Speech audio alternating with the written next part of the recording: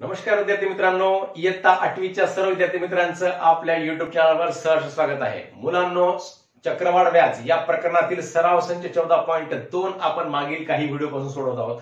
या व्हिडिओमध्ये आपला प्रश्न 7वा व प्रश्न 8वा सोडवायचा आहे। हे प्रश्न सोडवण्याच्या अगोदर तुम्हा सर्वांना विनंती आहे की आपण जर या चॅनलवर नवीन असाल तर सर्वांनी आपल्या चॅनलला सबस्क्राइब करा व बेलचं बटन क्लिक करा, जेणेकरून मी पाठवलेल्या प्रत्येक व्हिडिओची नोटिफिकेशन तुम्हाला सर्वात अगोदर मिळेल व गणित या विषयाचा तुम्ही चांगल्या प्रकारे अभ्यास करू शकाल। इयत्ता 5वी ते 10वी पर्यंतच्या गणिताचा प्रत्येक सराव संच आणि प्रत्येक सराव संचामधील प्रत्येक गणित आपल्या चॅनलवर आपल्या प्लेलिस्ट मध्ये व्यवस्थितपणे आपण अपलोड केलेला आहे। तुम्ही कोणत्याही सराव संचाचा, कोणत्याही इयत्तेच्या कोणत्याही गणिताचा आपण अभ्यास करू शकता। म्हणून सर्वांनी आपल्या चॅनलला सबस्क्राइब करावं ही तुम्हा सर्वांना विनंती आहे। मुलांनो, तसेच आपण या इयत्ता 8वीच्या सर्व प्रकरणांचा लिंक तुम्हाला या व्हिडिओच्या खाली डिस्क्रिप्शन मध्ये दिलेली आहे। तरी तुम्ही त्या सर्व कोणत्याही प्रकरणाचा सुद्धा 8वीच्या कोणत्याही प्रकरणाचा आपण त्या लिंकवर जाऊन अभ्यास करू शकता।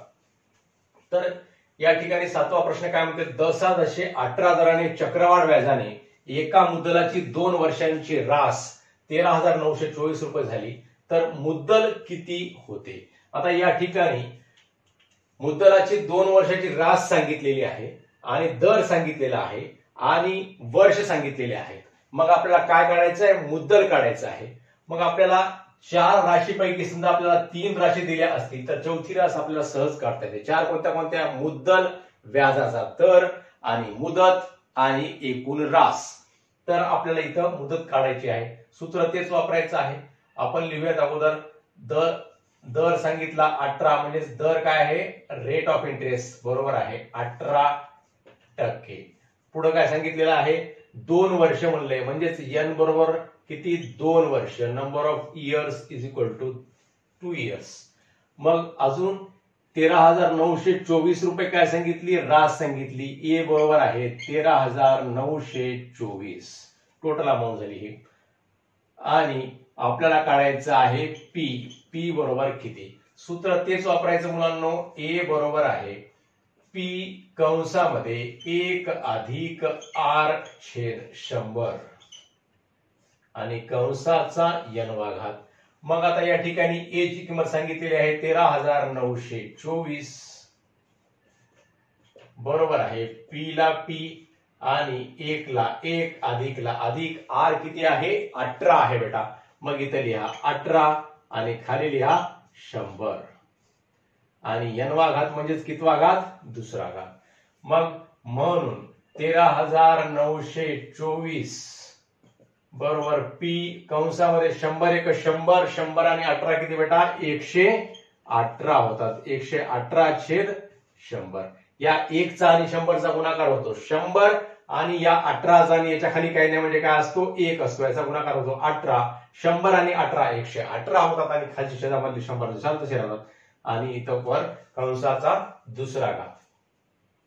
म्हणून 13,924 बरोबर आहे पी कंसामध्ये, आता या 118 ला 100 न भागल्यानंतर दशांश चिन्ह 2 स्थळ डावीकडे सरकतो। इथं आपल्याला दशांश चिन्ह दिसणार नाही, परंतु या 8 च्या नंतर काय असते, 118 दशांश चिन्ह 0 असं असते। मग इथला दशांश चिन्ह 2 स्थळ डावीकडे सरकला, 1 2 म्हणजे हे किती झालं बेटा, 1.18 झालेला आहे।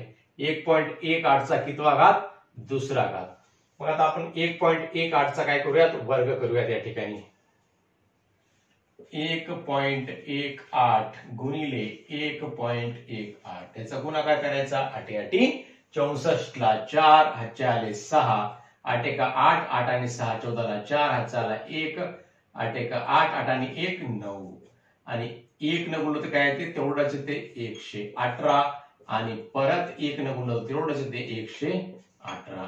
यांची बेरीज काय येते बेटा, तर 4 ला 4, 4 आणि 8 12 ला 2 हातचा आला 1, 10 आणि 11, 11 आणि 8 19 ला 9 हातचा आला 1, 1 आणि 2, 2 आणि 1 3 आणि 1 ला 1। म्हणजेच इथलं दशांश चिन्ह किती स्थळांतर आहे, 2 स्थळांतर आहे। इथं सुद्धा 2 स्थळांतर, म्हणजे उत्तरामध्ये किती स्थळांतर येईल, 2 आणि 2 4 स्थळांतर येईल। म्हणजेच 1 2 3 4 म्हणजेच 1.3924। म्हणून 13,924 बरोबर आहे पी गुणिले 1.392 आणि 4. आता गुणाकारामधलं 1.3924 इकडे कुठे येईल? भागाकारामध्ये येईल. म्हणून 13,924 छेद 1.3924 बरोबर आहे पी. आता इथं दशांश चिन्ह आहे बेटा. दशांश आपल्याला इथला उडवायचा असेल तर या संख्येला 1 2 3 4 4 सळण दशांश पुढे सरकवायचा आहे. मग वरच्या संख्येच्या पुढे किती शून्य द्यायचे? 4 शून्य द्यायचे. म्हणजेच हे 13,924 लिहून काढायचे आणि हे 4 इथल्या स्थळाबद्दल 1 2 3 4 म्हणजे या संख्येला आपण कितीने गुणलेलं आहे? 10,000 ने गुणलं. 10,000 ने गुणलं तर आपल्याला इथलं दशांश चिन्ह कटतो. मग आता इथं काय येते? 13,924 बरोबर आहे पी. आता हे 13,924 एक 13,924 एक चा भाग जातो. म्हणजे वरची संख्या आणि खालची संख्या सारखीच आहे. मग इथं भाग जातो 1 चा आणि पुढचे 1 2 3 4 शून्याचे 4 तसे 1 2 3 4 शून्य. म्हणून पी बरोबर किती? मग आता पी बरोबर आहे 10,000. म्हणजेच पी काय आहे तर मुद्दल किती होते. म्हणून मुद्दल किती होते मुलांनो? 10,000 रुपये होते. अशा प्रकारे अतिशय सोपा प्रश्न आहे जो आपण या ठिकाणी सोडवलेला आहे. तर आता आपण लगेच पुढचा 8वा प्रश्न बघूयात. मुलांनो 8वा प्रश्न या ठिकाणी सांगितलेला आहे. शहराच्या एका उपनगराची लोकसंख्या विशिष्ट दराने वाढते. आजची व 2 वर्षांनंतरची लोकसंख्या अनुक्रमे 16,000 व 17,640 असेल तर लोकसंख्या वाढीचा दर काढा. आता या ठिकाणी लोकसंख्या वाढीचा दर विचारलेला आहे आपल्याला आणि आजची लोकसंख्या सांगितली म्हणजेच त्याला काय गृहीत धरावं लागेल? पी गृहीत धरावं लागेल. आणि 2 वर्षांनंतरची लोकसंख्या सांगितली त्याला काय धरावं लागेल? ए गृहीत धरावं लागेल.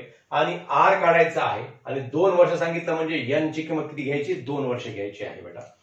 तर दिलेली माहिती आपण अगोदर मांडून घेऊयात. आजची लोकसंख्या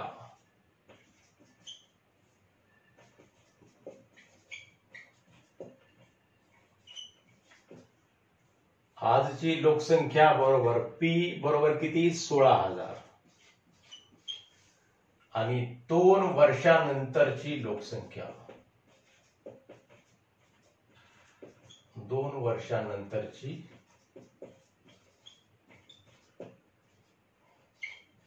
लोकसंख्या बरोबर काय आहे? 2 वर्षानंतरची ए राहील. ए बरोबर किती सांगितली? 17,640 सांगितलेली आहे. आणि काय सांगितलं? 2 वर्ष सांगितलेलं आहे. म्हणून एन बरोबर किती? 2 वर्ष.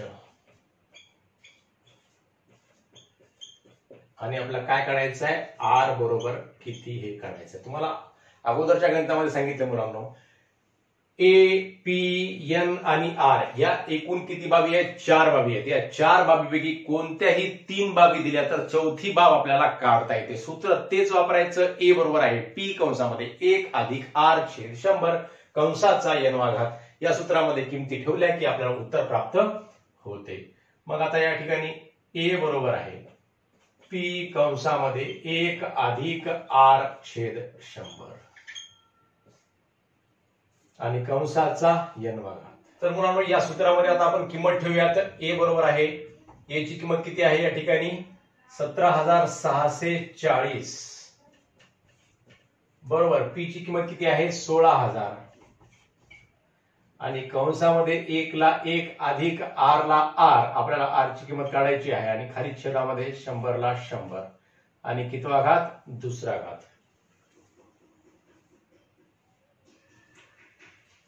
दोन वर्षांतर म्हणल्यामुळे दुसरा घात बरोबर आहे. मग आता पुढे काय करायचं? म्हणून 17,640 बरोबर आहे 16,000 ला 16,000 आणि कंसामध्ये 100 एक 100 आणि 100 अधिक आर छेद 100 कंसाचा वर्ग. म्हणून 17,640 बरोबर आहे 16,000 ला 16,000 आणि नंतर 100 अधिक गुणिले 100 अधिक आर कंसाचा वर्ग आणि छेदस्थानामधल्या 100चा जर वर्ग केला तर छेदस्थानामधल्या 100चा वर्ग किती येतो बेटा, तर 10,000 येतो. 10,000 हा 100चा वर्ग येतो. मग आता या संख्येनं या संख्येला भागत आहोत आणि या संख्येला सुद्धा भागत आहोत. मग इथले 3 शून्य कटले आणि इथले 3 शून्य कटले आणि ह्या 16ला जर 10 भागलं तर याचं उत्तर किती येते, 1.6 येते. म्हणून 17,640 बरोबर आहे 1.6. म्हणजे 16ला 10 भागलं काय होते, इथला दशांश चिन्ह कुठे जातो, एक स्थळ डावीकडे, म्हणजेच 1.6 येतं. 1.6 गुणिले 100 अधिक आर कंसाचा वर्ग. मग आता गुणाकारामधला 1.6 जो आहे तो आपण इकडं भागाकारामध्ये आणूयात. म्हणून 17,640 भागिले 1.6 बरोबर आहे 100 अधिक आर चा वर्ग. 100 अधिक आर कंसाचा वर्ग. मग आता याला भागताना इथलं दशांश चिन्ह एक स्थळ पुढे सरकवायचं असेल तर वर सुद्धा काय करावा लागतो, 1 शून्य वाढवावा लागतो. म्हणून 17,640च्या पुढे 1 शून्य देऊयात आणि खाली 16 बरोबर आहे 100 अधिक आर कंसाचा वर्ग. 16 एक 16, 16 एक 16, 1 उरले 16 झाले. परत या ठिकाणी 16 एक 16 होतात आणि परत या 4ला इथं भाग जात नाही म्हणून इथं शून्यचा भाग द्यावा लागतो. आणि 16 दोन्ही 32, 8 उरले 80 झाले, 16 5 80. म्हणून 11025 म्हणजे 11,025 बरोबर आहे 100 अधिक आर कंसाचा वर्ग. आता बेटा इथे 100 अधिक आर कंसाचा वर्ग आहे.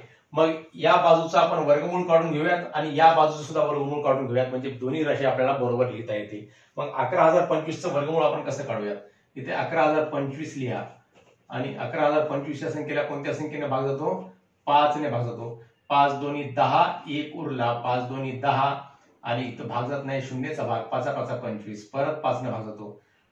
तर 5 चोक 20, 2 उरले, 5 चोक 20 आणि परत 5 1 5. आता 441 या संख्येला परत कितीने भाग जातो, 3 ने आपण भागू शकतो. 3 1 3, कारण या संख्येतल्या अंकांची बेरीज किती येते, 4 आणि 4 8, 8 आणि 1 9. मग 3 ने भागला, 3 1 3, 1 उरला, 3 चोक 12, 2 उरले, 3 7 21. परत या संख्येला 3 ने भागा, 7 आणि 4 11 आणि 1 12, 3 ने भाग जातो. 3 चोक 12, 2 उरले, 3 9 27. 49 ला 7 ने भागला, 7 7 49 आणि परत याला भागला 7 7 1 7. म्हणून मग आता याचा वर्गमूळ काय निघते, म्हणून वर्गमुळामध्ये 11,025 बरोबर आहे. या दोघांपैकी एक घ्यायचं, या दोघांपैकी एक घ्यायचं आणि या दोघांपैकी एक घ्यायचं. 5 गुणिले 3 गुणिले 7. म्हणून वर्गमुळात 11,025 बरोबर आहे 5 त्रिक 15 आणि 15 7 105. म्हणजे याचं उत्तर किती आले, 105. याचं वर्गमूळ किती आले, 105. म्हणून 105 बरोबर आहे 100 अधिक आर. आता दोन्ही बाजूचं आपण काय केलं, या ठिकाणी वर्गमूळ घेतलेला आहे. ही आपण कच्ची प्रक्रियामध्ये केलेली आहे बेटा, लक्षामध्ये. ही काय आलं, मग 100 अधिक आर हे या बाजूचं वर्गमूळ घेतलं आणि हे 100 अधिक आर इकडे घेतलं आणि 11,025चं वर्गमूळ किती घेतलं, 105 घेतलं. इथे कंसामध्ये लिहा वाटल्यास वर्गमूळ काढून, म्हणजे दोन्ही बाजूचं या ठिकाणी काय केलं आपण, वर्गमूळ काढलेलं आहे. म्हणून मग आता आर काय होईल, मग 105 वजा 100, म्हणजे इकडचं 100 इकडे वजा बाकीमध्ये गेलं. म्हणून आर बरोबर किती आलं मग आता, म्हणून आर बरोबर 5 आलेला आहे. लोकसंख्या वाढीचा दर किती, मग 5% आहे. म्हणून लोकसंख्या वाढीचा दर बरोबर आहे 5%. तर अशा प्रकारे आपण हे गणित या ठिकाणी सोडवलेलं आहे. इथं आपण थोडंसं व्यवस्थित काळजीपूर्वक गणित सोडवावं लागतं.